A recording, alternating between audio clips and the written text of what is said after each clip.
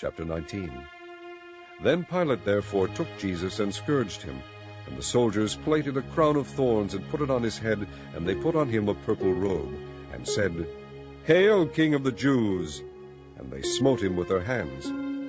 Pilate therefore went forth again, and saith unto them, Behold, I bring him forth to you, that ye may know that I find no fault in him. Then came Jesus forth, wearing the crown of thorns and the purple robe.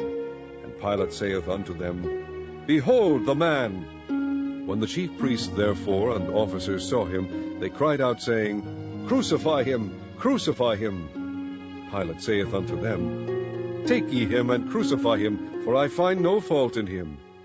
The Jews answered him, We have a law, and by our law he ought to die, because he made himself the Son of God. When Pilate therefore heard that saying, he was the more afraid, and went again into the judgment hall, and saith unto Jesus, Whence art thou? But Jesus gave him no answer. Then saith Pilate unto him, Speakest thou not unto me? Knowest thou not that I have power to crucify thee, and have power to release thee? Jesus answered, Thou couldest have no power at all against me, except it were given thee from above.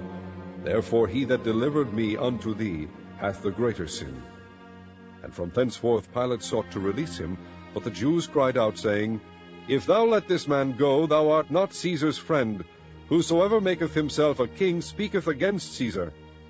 When Pilate therefore heard that saying, he brought Jesus forth, and sat down in the judgment seat, in a place that is called the Pavement, but in the Hebrew Gabbatha. And it was the preparation of the Passover, and about the 6th hour. And he saith unto the Jews, Behold your king!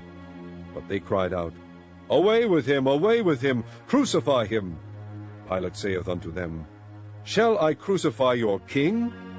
The chief priest answered, We have no king but Caesar. Then delivered he him therefore unto them to be crucified. And they took Jesus, and led him away.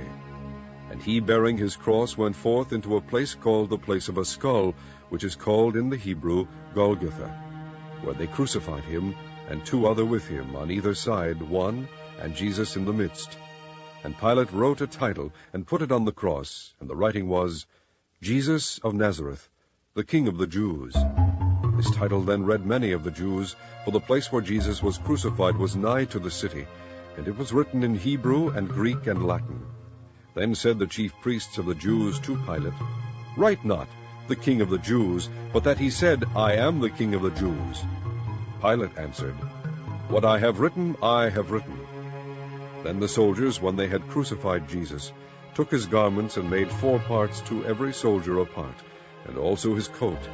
Now the coat was without seam, woven from the top throughout. They said therefore among themselves, Let us not rend it, but cast lots for it, whose it shall be, that the scripture might be fulfilled, which saith, They parted my raiment among them, and for my vesture they did cast lots. These things therefore the soldiers did. Now there stood by the cross of Jesus his mother, and his mother's sister, Mary the wife of Cleophas, and Mary Magdalene. When Jesus therefore saw his mother, and the disciple standing by whom he loved, he saith unto his mother, Woman, behold thy son. Then saith he to the disciple, Behold thy mother. And from that hour that disciple took her unto his own home.